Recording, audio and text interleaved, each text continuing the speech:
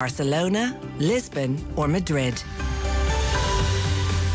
A fine dry end to the evening with mostly light southwesterly or variable breezes. Dry and clear tonight with mist and fog developing in near calm or calm conditions. Lowest overnight temperatures 7 to 12 degrees. And now you're up to date on News Talk. The News Round on Off the Ball. With Gillette for an effortless finish to your day. New Gillette Labs Razor with exfoliating bar. This is News Talk.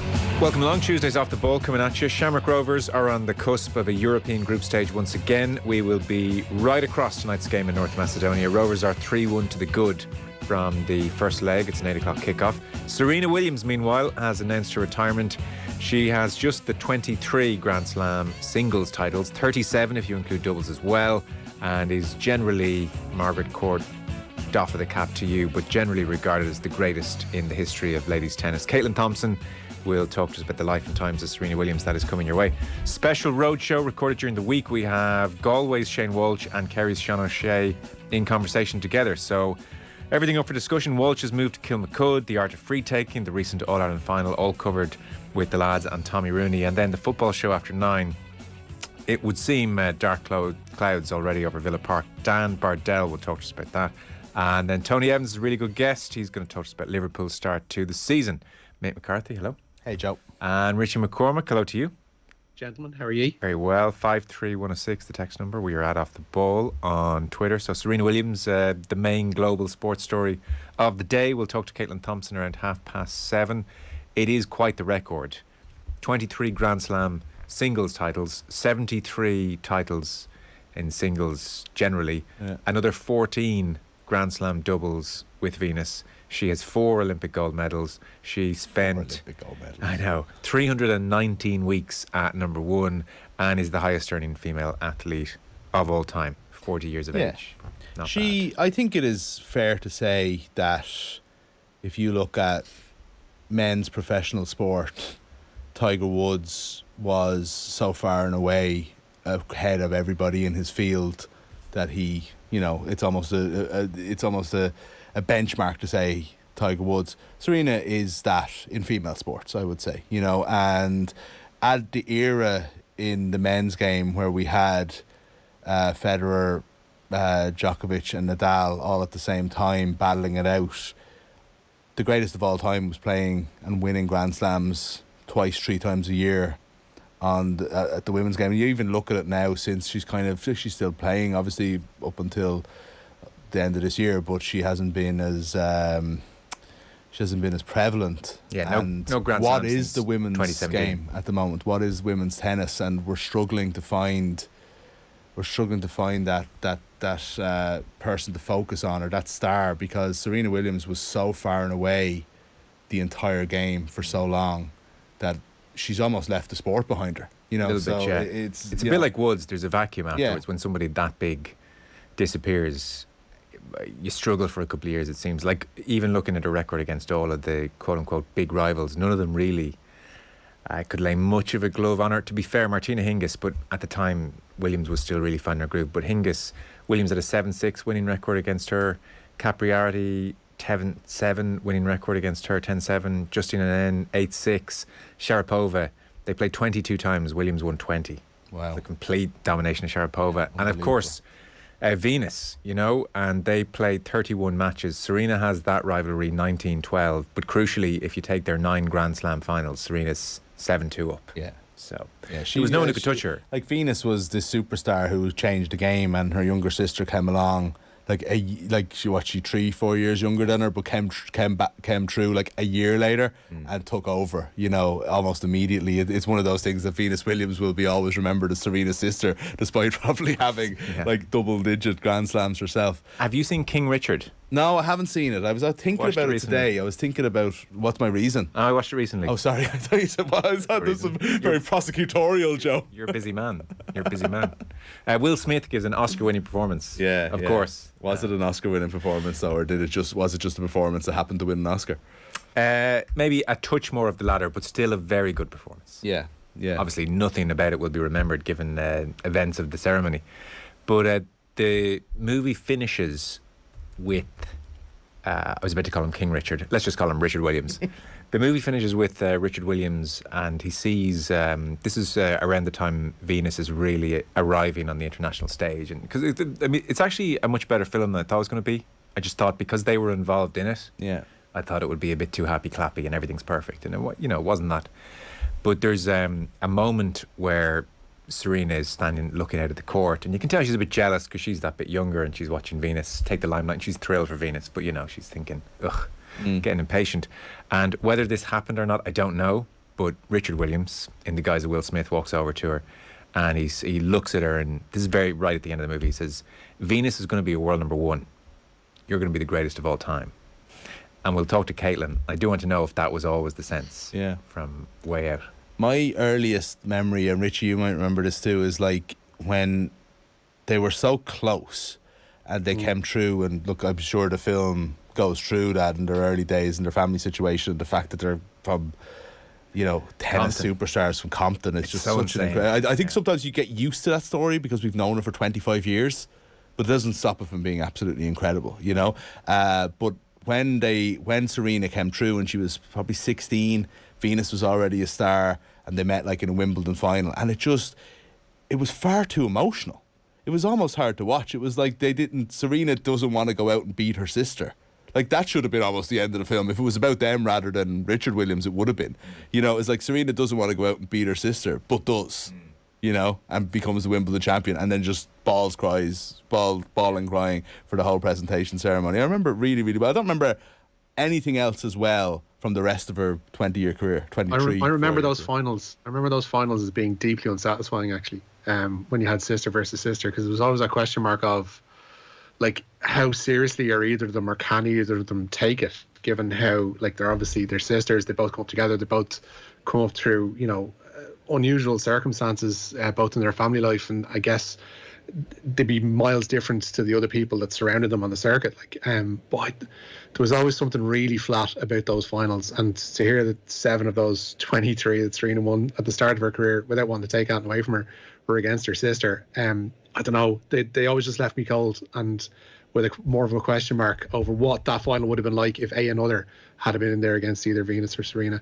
But I don't think there's any denying her career and her status as great players are not just measured in like the amount of medals that they've won, and I don't think the amount of Grand Slams that Margaret Court won should mean that she's a better player than Serena Williams. I think for Williams' overall longevity, how she changed the perception of women's tennis, and just their sheer dominance at times when she'd go away, and like you talked about weeks at number one. I'd love to know how many weeks, and there's probably a stat to be made out of this, how many weeks were done, or many weeks or many Grand Slams, she won while not number one, because she would in the latter half of her career take these massive gaps between tournaments and essentially only warm up for the Grand Slams, come in and win it, and then disappear for 3 months. And it was just it was just incredible to be able to pick and choose and still dominate like that is something else. Well, that was especially Woods-esque, because in the way he would peak for the majors and just come back and win one and disappear again for a couple of weeks. She's a complicated character in many ways, and even the on-court demeanour has never been straightforward. Like, she won me back because there is a self-awareness. She was talking to Vogue. That's how the announcement was made today, and she was talking about... As you do. Yeah. It's better than the Notes app, just a bit, isn't it? It is a bit, yeah. Actually, interesting, she was the first ever female black athlete on the cover of Vogue. So, she's breaking barriers all over the place. Not today, this was a number of years ago. But she was on to Vogue about being a very emotional player, and she said, unlike Venus, who's always been stoic and classy, I've never been one to contain my emotions. I remember learning to write my alphabet for kindergarten, not doing it perfectly, crying all night. We did see that in the on-court demeanour, which wasn't always pleasant. Like, there's no point saying this was like an entirely pleasant Roger Federer kind of, who's kind of royalty type career. Like, the one where she really lost me for a while, because I guess you kind of I would tend to root for greatness. So Serena Williams, you just kind of want her to win. Yeah. The way. But she really lost me for a couple of years after the final against Osaka in 2018. And if you remember, that was when Carlos Ramos, the umpire, she called him a thief and she called him a sexist. They're big allegations. This is a big thing to label somebody. This is on the court. Yeah, and then like double down pretty much in the press conference, you know. She did take it to the press conference a lot. Oh, you know, the demeanor, your on-court demeanor. Yeah. It didn't always kind of like, it wasn't always She wanted to cool down. roses. Once we got to the press conference. It's funny, I was just watching it back again. So he's penalising her because she's been coached from the sidelines. And so she makes a real point of going to Ramos and saying, you know, he's given me the thumbs up, my coach. I know you think we have a code. We don't, and I understand why you think that, but you know, you owe me an apology. And the crowd erupts. But he penalised her a few more times and she goes ballistic very memorably. And, you know, it's funny when she was talking about sexism or this sense of like a disparity in power. Because really, there was only one person who had the power there. She starts screaming at him at one point, "You will never umpire in a court of mine again." You know, like there was only one person in charge there. And she says to him things like, "I've never cheated in my life. I have a daughter. I'd rather lose than cheat. You owe me an apology." And then she started appealing to another female, somebody in a suit. I know, like a higher up person who'd come down because it was getting so out of control. The tournament ref. Yeah, and she was like, "It's because I'm a woman." You know, she was saying all this. But then her coach afterwards admitted, "Oh yeah, I was totally coaching her." You know, but like again, that just makes her more three-dimensional. I'm not saying, but for a while I kind of thought, oh, don't love that. But you know, she's kind of self-aware enough to know that she gets emotional. That's fine too. It makes it more interesting. I also think that, you know, Serena Williams has been. It's a weird thing, and again, not to always to bring it back to Tiger Woods, but I think there's a lot of similarities. You're talking about someone that was a superstar since they were, in this case, 16. Yeah. You know, and in LA, friends with like the Kardashians and like a non-sporting, full-on celebrity. Yeah. One of the biggest celebrities in America. All the while competing at the top of her game. She didn't do that thing that we often see where somebody will become a celebrity before they've achieved much and flutter off and be known more as the person in the magazines than the person on the court. She did both at the same time, and I just, you know, it's obviously going to create, at the very, very least, a complicated character. Sure. She's 40 now. She's been in that kind of limelight since she was, you know, in her mid-teens. But I know I'm always fascinated by how the high-achieving sports person in her, there's a humility that's needed in that, in a way, you know what I mean? Because you got to go and do the work. No, for sure. You know, but it's mixed with this celebrity lifestyle. Just it's an interesting kind of correlation. Yeah, for sure. And look, I don't want to overstate that moment because in a 20-odd plus year career, she's allowed to lose her temper a couple of times, but it was definitely she lost her temper a few times. She did, yeah. The news round is brought to you with Gillette Labs for an effortless finish to your day. Richie? Yeah, we'll start with Serena. She has all but confirmed her retirement. She says she didn't like using that word, but she's told Vogue magazine that she's evolving away from tennis. The 40-year-old is competing in Toronto this week. She actually won her first match in over a year last night, and she says the upcoming US Open will be her final Grand Slam. Williams has won 23 Grand Slam singles titles, one shy of the record holder Margaret Court. And in her article, Williams says she's moving away from tennis and wants to grow her family. And speaking after her first round win in Toronto yesterday, Williams was asked what she's looking forward to most after tennis. At this point in your career or your life, what is it that continues to drive you or keeps you hungry in the sport? I don't know. I guess there's just a light at the end of the tunnel. What is that like? I don't know. I'm getting closer to the light, so that's... Yeah, so that's like, lately that's been it for me. I can't wait to get to that light. I know you're joking, but can you... I'm not joking. Okay, so then explain to me what the light is to you, what the light represents. Freedom. Yeah. I love playing though. It's like, it's amazing, but you know, it's like, I can't do this forever. So it's just like, sometimes you just want to try your best to enjoy the moments and do the best that you can. Caitlin Thompson will chat to us 7:30 this hour. Meanwhile, Shamrock Rovers, Richie. Yeah, they've taken a 3-1 lead to North Macedonia for the second leg of their Europa League qualifier with Skopje. Should the Hoops progress tonight, they'll be guaranteed at least a place in the group stage of the Conference League. Stephen Bradley has made 3 changes to last week's side, with Sean Gannon, the injured Chris McCann and Graham Burke replaced by Dan Cleary, Richie Towell and Aaron Green. So Rovers line out with Alan Manus in goal, a back three then of Sean Hoare, Dan Cleary and Lee Grace. Ronan Finn and Andy Lyons provide the width. Richie Towell, Dylan Watts and Gary O'Neill are in midfield, with Aaron Green up in support of Rory Gaffney. Kick-off in Skopje is at 8, while Rangers must overturn a 2-0 first leg deficit if they're to reach the playoff round in the Champions League. They trail Belgian side Union Saint-Gilloise ahead of tonight's second leg at Ibrox. Kick-off there is at 7:45. The Rovers game not in television, which isn't ideal. Has a stream been sorted out? There was mixed messages. LOI TV have sorted out streams and all that kind of stuff. Okay. So I think it's available worldwide if you head to LOI TV, apart from, I think it's territories in around the surrounding North Macedonia, so Kosovo and Albania, I don't think get it. But everywhere else, wherever you happen to be listening to us tonight, if you want to watch the Rovers Skopje game, you can do on the LOI TV. Though it only came pretty late. It looked for a while that there was going to be nothing, and this is like obviously a huge bloody day in Shamrock Rovers history, you know what I mean, on the verge of qualification for the Europa League. And there was talk, and I'm not sure if it was the case, that this was some North Macedonian revenge for Airport Gate a week ago, where the club did actually call on the government to take revenge now. So hopefully it seems like everything's been worked out. It is just a pity that this isn't on television, and I do understand the reasons, and the rights aren't easy to get for the obviously Macedonians control the rights. So it's not like a straightforward thing for RTE to just say we want to show this game, therefore we'll put it on. But I do think, regardless of whether it should be or whether more could be done, it's a pity. The Irish champions are in a really, really good position on the verge of qualification for the Europa League. It should be on TV. Where are we going next, Rich? We are going to the draw for the semi-finals of the Evoke.ie FAI Cup, where holders Wexford Youths have been drawn away to Athlone in the semi-finals.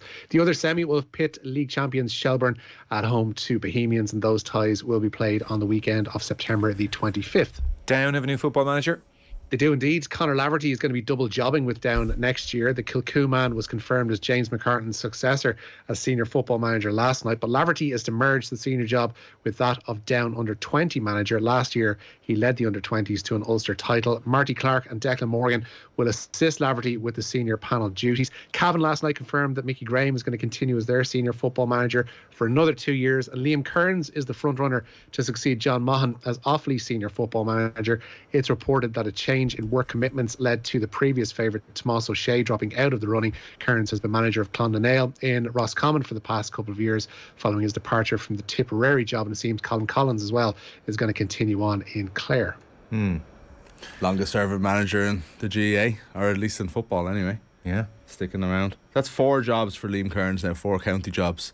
Did a great job with Limerick, did a great job with Tipperary, obviously getting them to like All-Ireland semi-finals, but I think it was Laois in between that might not have gone as well. And now to Offaly again, it's some tour of service.